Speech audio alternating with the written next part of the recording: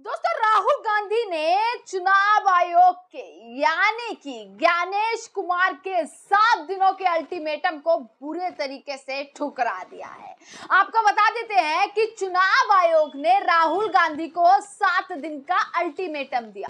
7 दिन दिए हलफनामा देकर कि आपको माफी मांगनी पड़ेगी इस देश से कि आपने इस देश की जनता को गुमराह किया है। और ये 7 दिन में से आज तीसरा दिन है, पर जिस तरीके से राहुल गांधी की आंधी बिहार में देखने के लिए मिल रही है और राहुल गांधी जिस तरीके से बयान देते हुए चुनाव आयोग पर और नरेंद्र मोदी पर, अमित शाह पर बयान देते हुए जैसे राहुल गांधी नजर आ रहे हैं, उससे साफ लग रहा है कि राहुल गांधी ठोकर मार चुके हैं चुनाव आयोग के 7 दिन के अल्टीमेटम को।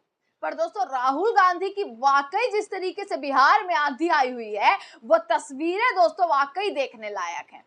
आपको बता देते हैं, कल एक तस्वीर निकल कर आई राहुल गांधी की, जब राहुल गांधी की यात्रा हो रही थी पूरी, उसके बाद तस्वीर जो है वो ऐसी निकल कर आई है। आप देखेंगे कि कैसे बारिश में भी राहुल गांधी डटे नहीं और वहीं जनता के सामने चुनाव आयोग और पूरी सरकार को घेरते हुए नजर आए।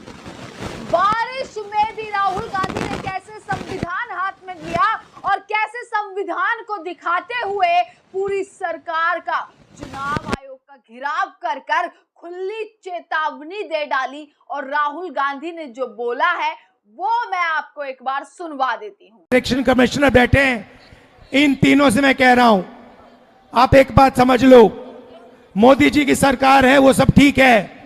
तेजस्वी जी ने कहा आपने बीजेपी की मेंबरशिप ले रखी है, आप बीजेपी के लिए काम कर रहे हो, मगर एक बात समझ लो, एक दिन ऐसा आएगा जब यहां पे बिहार में और दिल्ली में इंडिया गठबंधन की सरकार होगी, फिर हम आप तीनों को देखेंगे, कार्रवाई आपके खिलाफ करेंगे।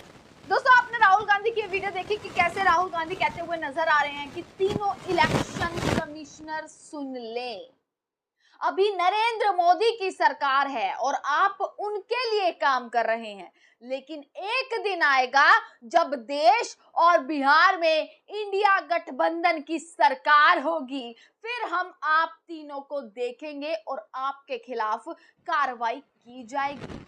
राहुल गांधी ने खुली चेतावनी, ये गयाची से बिहार में जहां राहुल गांधी की वोट अधिकार रैली चल रही है, वोट अधिकार यात्रा चल रही है, वहां से खुली चेतावनी देते हुए राहुल गांधी, ये देश जो है भारत माता, ये संविधान जो है ये भारत माता का संविधान है, ये भारत माता का संविधान है।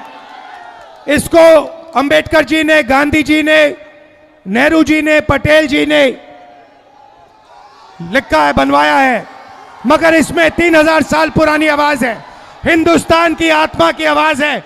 और जब ये लोग वोट चोरी करते हैं तो ये इस आत्मा पर आक्रमण करते हैं, ये इस संविधान पर आक्रमण करते हैं। ये भारत माता पर आक्रमण कर रहे हैं और हम भारत माता पे ना नरेंद्र मोदी को ना इलेक्शन कमीशन को आक्रमण करने देंगे। इस संविधान को कोई नहीं मिटा सकता, इस संविधान को कोई नहीं छू सकता। और इलेक्शन कमिश्नर, आप अच्छी तरह समझ लो, अगर आपने अपना काम नहीं किया तो आप पर सख्त कार्रवाई होने जा रही है।